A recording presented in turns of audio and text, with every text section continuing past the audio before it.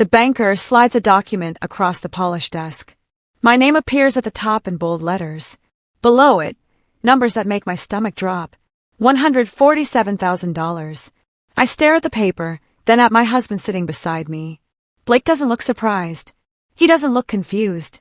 He just sits there, arms crossed, waiting for my reaction. There must be a mistake, I say.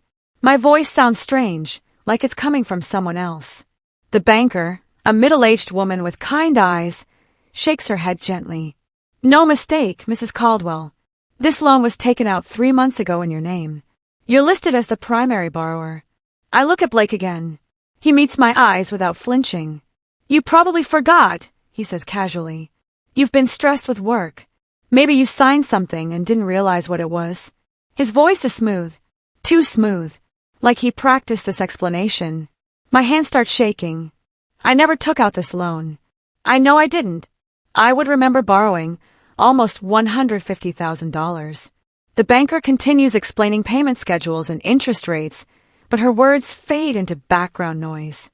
I'm looking at the signature line on the loan document. The signature that's supposed to be mine. I lean closer, studying the loops and curves. It looks like my handwriting. Almost. But not quite. The E in Erin is too sharp. The C in Caldwell slants the wrong way. Small differences. Tiny imperfections. But they're there. This isn't my signature, I say quietly. Blake shifts in his chair. What are you talking about? Of course it is. Your name is right there. I shake my head, pointing to the document. Look at it. Really look. That's not how I write. The banker leans forward, examining the signature more carefully now. Her expression changes, becomes more professional, more alert. Mrs. Caldwell, are you saying you didn't sign this loan application? I'm saying I never saw this document before today. Blake laughs. It sounds forced. Erin, come on. Don't be dramatic. We talked about this loan months ago. No, I say firmly. We didn't. The room suddenly feels smaller, colder. The banker excuses herself to make some calls. Blake and I sit in silence. He checks his phone. I stare at the papers in front of me. $147,000. Debt in my name. Debt I never agreed to. When the banker returns, her expression is serious. Mrs. Caldwell, I need to inform you that legally, you are responsible for this debt. Your signature is on the application. The loan was approved based on your credit score and employment verification. My chest tightens. My perfect credit. The credit I spent years building. 785 score. Never missed a payment. Never defaulted. Never even paid late. And now this. How much has been paid back? I ask. The banker checks her computer. 3 payments have been made. The last one was 6 weeks ago. Since then, nothing. The account is currently 60 days past due. 60 days. 2 months of missed payments. Destroying my credit while I had no idea this loan even existed. What was the money used for? I ask. Blake answers before the banker can. Business investment. We discussed it. You said yes. I turn to him slowly. What business investment? My name is Erin Caldwell. I'm 33 years old. I work as an operations manager for a medical supply company. I've held the same job for 8 years. I earn $68,000 a year. I live in Columbus, Ohio, in a house I bought before I met Blake. I've never missed a credit card payment. Never bounced a check. Never carried a balance I couldn't pay off. Financial responsibility isn't just important to me. It's who I am. My parents lost their house when I was 12. Foreclosure. I watched them pack our lives into boxes, watched strangers change our locks, watched my mother cry in an empty living room. I promised myself I would never end up like that. Never careless with money. Never trusting someone else to handle what I should handle myself. So when the banker tells me I'm responsible for $147,000 I didn't borrow, my entire world tilts sideways. This isn't just debt. This is identity theft. This is fraud. And it came from inside my marriage. From the man sitting next to me, still acting like I'm overreacting. 6 months earlier, Blake started talking about our finances differently. Before that, we kept everything separate.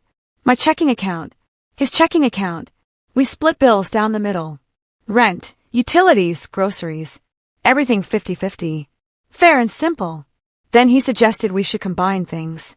"We're married," he said one night over dinner. "We should trust each other with money."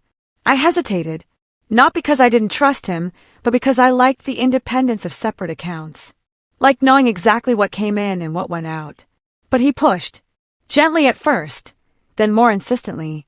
"It's weird that we're married but act like roommates," he said. "Normal couples share finances." So I agreed. Partially. We opened a joint account for household expenses. But I kept my personal account separate. My paycheck still went there first. Then I transferred my half of the bills to the joint account. Blake said he did the same. I believed him. Looking back now, sitting in this bank office, I realized that was my first mistake. Trusting without verifying. The late nights started around the same time. Blake worked in sales for a software company. His hours were always flexible. But suddenly he was staying out until 9, 10, sometimes 11 at night. "Client dinners," he explained. "Big deals coming through." When he came home, he went straight to his laptop, closed the door to our spare bedroom that he used as an office. I could hear him typing, talking on the phone in hushed voices. When I asked what he was working on, he gave vague answers. "Just work stuff. Boring. You wouldn't be interested." I didn't push. I had my own job, my own stress. If he wanted privacy with his work, that seemed reasonable. But now I remember other details. The way he closed his laptop screen when I walked into a room. The way he changed passwords on his phone. The way he started checking the mail before I got home, sorting through envelopes in his car before coming inside. He was planning something I didn't see coming. Planning something that would destroy the financial security I'd spent my entire adult life building. The money from the loan disappeared fast. According to the bank records, it was deposited into an account I didn't recognize.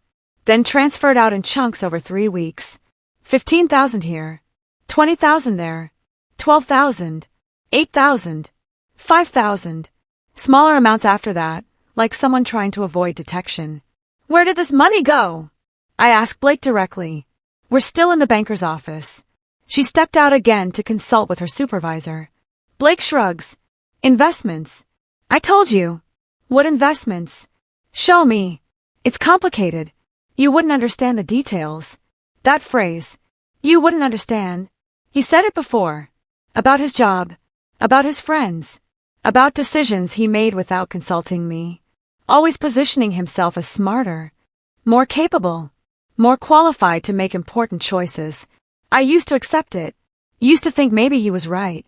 Maybe I didn't need to understand everything. But sitting here, looking at $147,000 of debt in my name, I understand perfectly. He stole from me. Used my identity. Forged my signature. And now he's trying to make me feel stupid for questioning him. Blake's family loves him. His mother, his 2 sisters, his father who still works at 67. They think he's brilliant. Charming.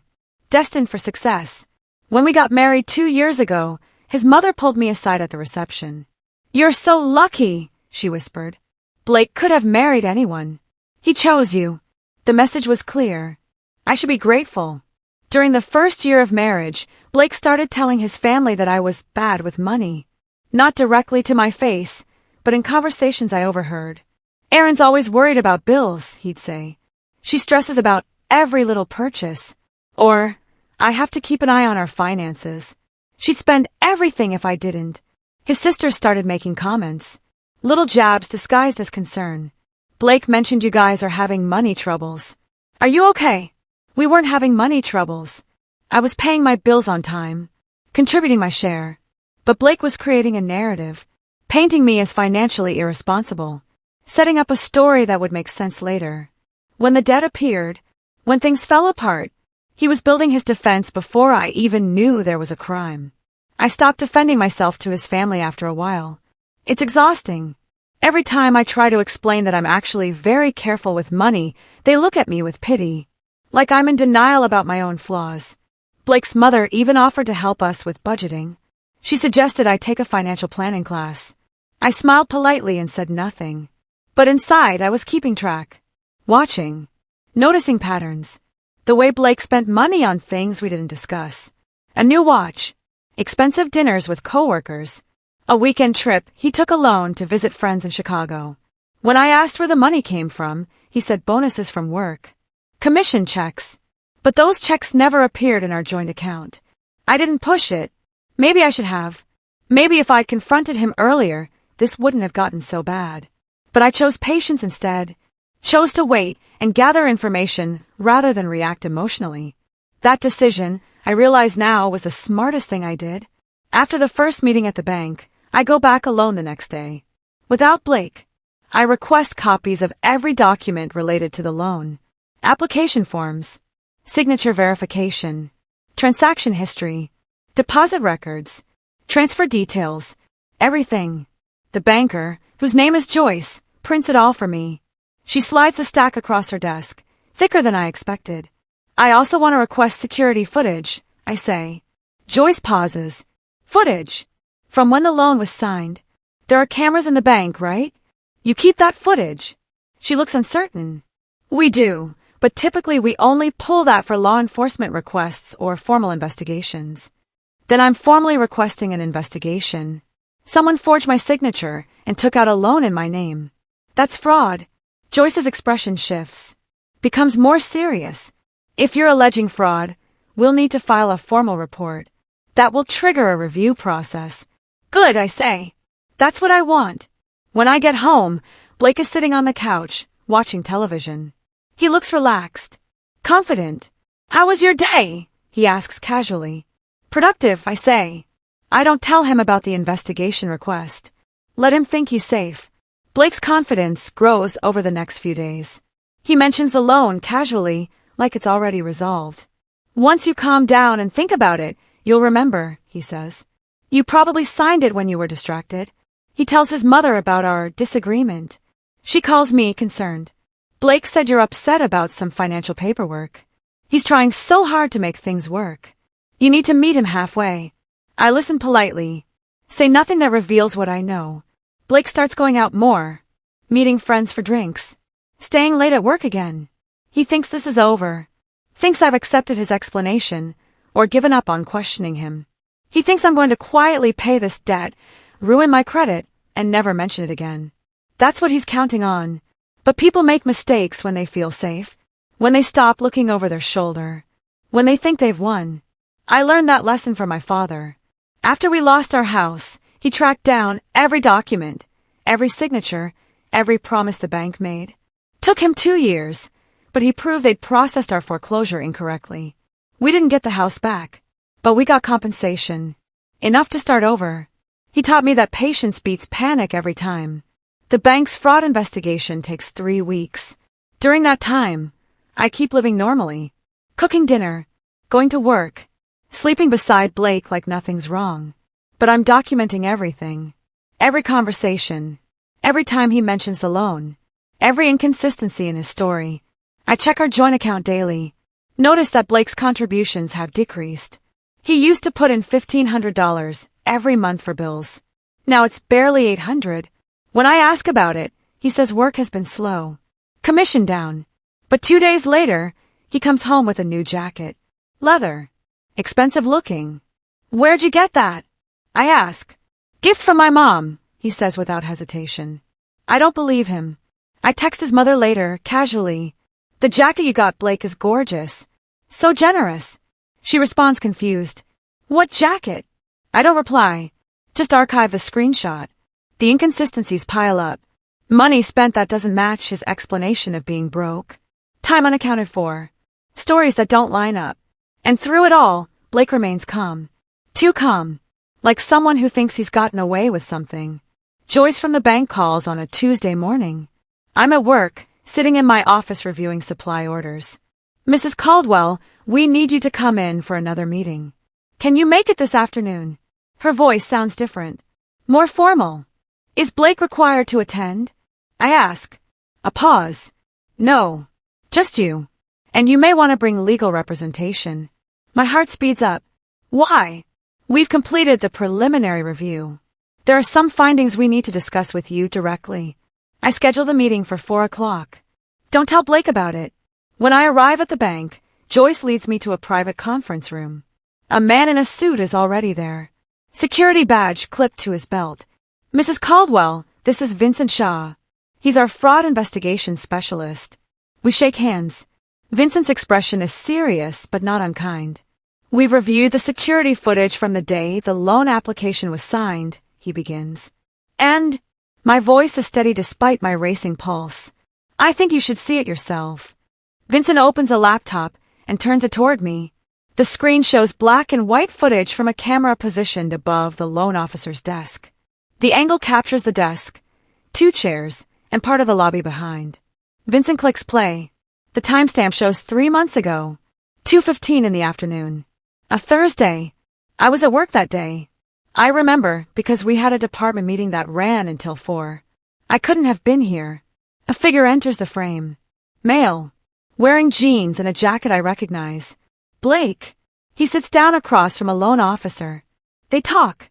I can't hear the audio, but I can see him gesturing, smiling, presenting documents. The loan officer types on her computer, prints papers, slides them across the desk. Blake picks up a pen. He looks at the papers for a long moment. Then he signs. The camera angle is perfect. I can see his hand moving across the signature line. Slow, deliberate, careful. He's not signing his name. He's signing mine, Erin Caldwell. The forgery is clear as day. No confusion. No accident. Intentional fraud captured on camera. I sit back in my chair, staring at the frozen image on screen. Vincent replays the footage. I watch Blake's hand again. The way he pauses before signing. The way he looks around first, checking who's nearby. The way he practices the signature motion in the air once before putting pen to paper. This wasn't a spur-of-the-moment decision. This was planned, rehearsed. He knew exactly what he was doing. We also pulled footage from the ATM where the loan funds were deposited, Vincent continues. He opens another video file. Same day, different location. Blake again, inserting a bank card, pressing buttons on the screen. The account where the funds were deposited is registered under his name only, Vincent explains. Your name doesn't appear anywhere on that account. So he took out a loan in my name, deposited the money in his account, and spent it on himself. All while telling me I was bad with money. All while convincing his family I was the financial problem in our marriage. What happens now? I ask. My voice sounds calmer than I feel. Vincent closes the laptop.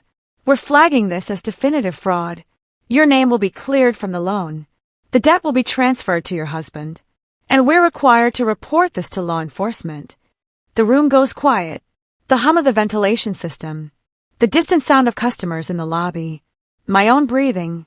Vincent and Joyce watch me, waiting for a reaction. I should feel relieved, vindicated, but mostly I feel tired. How long have you been married? Joyce asks gently. 2 years. Together for 3 before that. She nods sympathetically. This must be incredibly difficult. It is. But not for the reasons she probably thinks. I'm not heartbroken. I'm not surprised. I'm angry. Angry that I wasted 5 years on someone who saw me as a resource to exploit. Angry that I defended him to people who questioned our relationship. Angry that I ignored small red flags because I wanted to believe I'd found a partner. What do I need to do? I ask. Vincent slides a folder across the table. We'll need you to provide a formal statement. Sign some documents confirming you didn't authorize this loan. Then the bank will handle the legal filing. Will he be arrested? Vincent exchanges a glance with Joyce. That's up to law enforcement and the prosecutor's office. But fraud of this magnitude, with clear evidence, he'll likely face charges. I sign the papers. All of them. My real signature. The one that looks nothing like the forgery Blake created. I don't go home right away. Instead, I sit in my car in the bank parking lot. The sun is setting. Orange light filters through the windshield. I call my best friend, Hannah. She answers on the second ring. What's wrong? She asks immediately. I tell her everything. The loan. The footage. The fraud investigation. She's silent for a long moment after I finish. I never liked him, she finally says. I know. You knew. I knew you didn't like him. You were polite about it. But I could tell. Hannah sighs. He always seemed like he was performing. Like every conversation was a sales pitch. That's exactly what it was. Blake performed being a good husband. Performed being successful. Performed being trustworthy. But underneath the performance was someone willing to destroy my financial life for his own benefit. What are you going to do? Hannah asks. Whatever I have to, I say. When I finally get home, Blake is cooking dinner. Pasta with marinara sauce. He's humming. Actually humming. Like he doesn't have a care in the world. Hey babe, he says when I walk in. Dinner's almost ready. I set my purse on the counter. We need to talk. Blake's smile falters. Just for a second. Then it's back in place. About what? The bank called. They want to meet with you. He stirs the pasta, not looking at me. Why? They have some questions about the loan. He shrugs. Too casual. I already explained everything. You were there. They found some inconsistencies. They want to clarify a few details. Now he looks at me, studying my face, trying to gauge what I know. What kind of inconsistencies? They didn't say exactly. Just that they need you to come in. He turns off the stove. This is ridiculous. They're making a big deal out of nothing. Then it should be easy to clear up. Blake runs his hand through his hair. A nervous gesture. When do they want me to come in? Tomorrow. 10 in the morning. He nods slowly. Fine. I'll go. But this is a waste of time. We eat dinner in silence. Blake tries to make conversation. Mentions a coworker's birthday party coming up. Asks if I saw the new show everyone's talking about. I respond in short sentences. Not hostile, but not warm either. After dinner, he disappears into his office. I hear him on the phone. His voice is low, urgent. I can't make out the words, but the tone is clear. He's stressed. Good. Blake doesn't go to the bank the next morning. He calls in sick to work. Stays in bed with the curtains closed. I think I have food poisoning, he says. From dinner last night? I ask. Maybe. Or lunch yesterday. I don't know. I don't argue. Just watch him fake being ill. He checks his phone constantly. Texts someone repeatedly. When I ask who, he says it's his boss. But I glimpse the screen once when he's in the bathroom. The messages aren't to his boss. They're to someone named Troy. Need to talk. Urgent. Call me. This is serious. I screenshot the number before he comes back. That afternoon, 2 police officers show up at our door. Blake answers, still in his pajamas. The officers introduce themselves. Ask if they can come inside. Blake's face goes pale. What's this about? We need to ask you some questions about a bank fraud investigation. Blake looks at me. I'm standing in the hallway, arms crossed, expression neutral. He turns back to the officers. I want a lawyer. They nod. That's your right. But we need you to come down to the station. They don't arrest Blake. Not yet. But they take him in for questioning. He's gone for 6 hours. When he finally comes home, he looks destroyed. Pale. Shaking. Eyes red. He sees me sitting on the couch and stops in the doorway. You did this. His voice is flat. Accusatory. I reported fraud. Yes. You ruined everything. You ruined everything when you forged my signature and stole $147,000. He slumps against the wall. It wasn't stealing. We're married. What's yours is mine. No. What's mine is mine. And you committed a crime. Blake slides down to sit on the floor. He puts his head in his hands. For a moment, I almost feel sorry for him. Then I remember the loan. The lies. The way he tried to destroy my credit and blame me for it. The next day, the bank formally reverses the debt from my name. Joyce calls to confirm. Your credit report will be corrected within 30 days. The fraudulent loan will be completely removed from your history. Relief washes over me. Thank you. Thank you for pursuing this, Joyce says. Too many people don't. They just pay debt that isn't theirs because they think they have to. I used to think that too. Used to think marriage meant accepting whatever your partner did. But freedom is more important than maintaining appearances. Blake's family finds out within a week. His mother calls me, furious. How could you do this to him? He's your husband. He committed fraud against me. It was a misunderstanding. You're overreacting. There's camera footage of him forging my signature. That's not a misunderstanding. That's a crime. She sputters. Can't find a response that makes her son look innocent.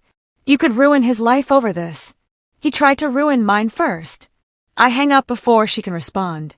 His sisters text. Long paragraphs about family loyalty and forgiveness. about how marriages require compromise, about how I'm being vindictive. I don't respond. Just block their numbers. Blake's friends are quieter. A few reach out asking what happened.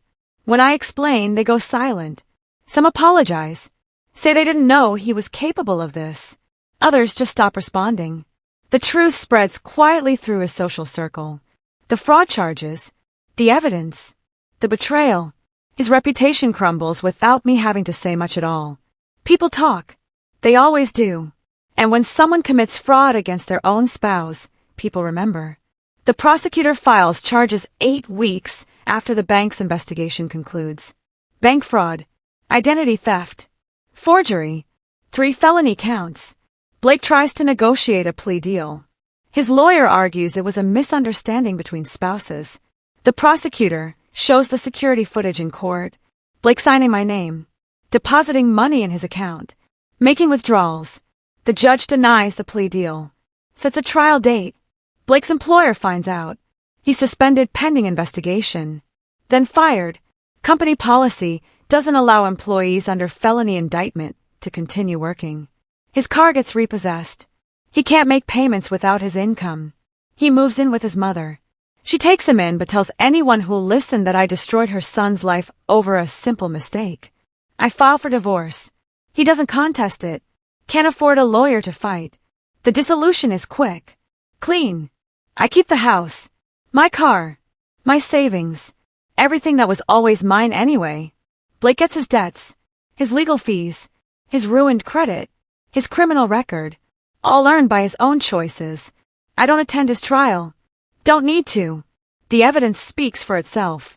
He's convicted on all 3 counts. Sentenced to 2 years in prison with 3 years probation. Ordered to pay restitution. The amount, $147,000. Exactly what he stole. I packed Blake's remaining belongings from our house 6 months after he's convicted. Boxes of clothes, old electronics, papers and files from his office. His mother comes to pick it up. She doesn't look at me, just loads boxes into her car in silence. Before she leaves, she turns to me. I hope you're happy. You destroyed him. I shake my head. He destroyed himself. I just refuse to go down with him. She drives away without responding. Inside, the house feels different. Lighter. I walk through rooms that used to feel shared. Now they're just mine. My space. My choices. My peace. I change the locks. Not because I think Blake will come back, but because I want the finality. I repaint the spare bedroom where he used to hide with his laptop, make it into something new. A reading room. Walls lined with bookshelves. A comfortable chair by the window. A place that's entirely mine. I check my credit report. 792. Higher than before. No trace of the fraudulent loan. No late payments. No debt I didn't agree to. Just my history. Clean and clear. I frame the credit report. Hang it in my home office. A reminder that I fought back. That patience one. That I didn't just survive his betrayal. I recovered completely. A year after the trial, I run into Blake's former coworker at a coffee shop. Austin. I remember him from company parties. He approaches my table hesitantly. Erin. Hi. I wasn't sure if I should say anything. It's okay, I say. He sits down. I wanted to apologize. We all knew Blake was not great with money. Some of us suspected he was lying about things. But we didn't say anything. We should have. I shake my head. You didn't owe me warnings about my husband. That was my responsibility to figure out. Still, I'm sorry it happened. We talk for a few minutes. He tells me Blake tried to get his job back after prison. They turned him down. He's working retail now, living with his mother, struggling. I don't feel triumphant hearing this. Don't feel satisfied, just distant. Like Blake is someone I used to know a long time ago. Someone who doesn't matter anymore. After Austin leaves, I sit in the coffee shop and realize something important. I don't think about Blake much anymore. Don't wonder what he's doing. Don't care if he's okay. The anger faded. The hurt dissolved. What's left is just indifference. And that's the best possible outcome. People ask me sometimes if I regret reporting Blake. If I wish I'd handled it differently. Kept it private. Worked it out within the marriage. I tell them the truth. No regrets. Blake thought paperwork would protect him. Thought marriage meant I'd accept anything he did. Thought I'd be too embarrassed or too afraid to fight back. But cameras don't lie. Evidence doesn't care about family loyalty or forgiveness or keeping up appearances. And patience always wins over panic. I walked away debt-free, credit restored, financial security intact. Everything I built by myself, still mine. Blake walked away with a criminal record, a felony conviction, debt he'll spend years repaying, reputation destroyed, all earned by his own choices. I didn't ruin his life. He did that himself when he decided his wants mattered more than my trust. When he decided my identity was something he could forge. When he decided theft was acceptable as long as it was from his wife. Now I live in the house I bought before I met him. Work the job I earned through my own effort. Build a life that's entirely, unapologetically mine. Some people call it cold, unforgiving, but I call it self-respect. And if that makes me cold, I'll take it. Because cold and free is better than warm and trapped any day.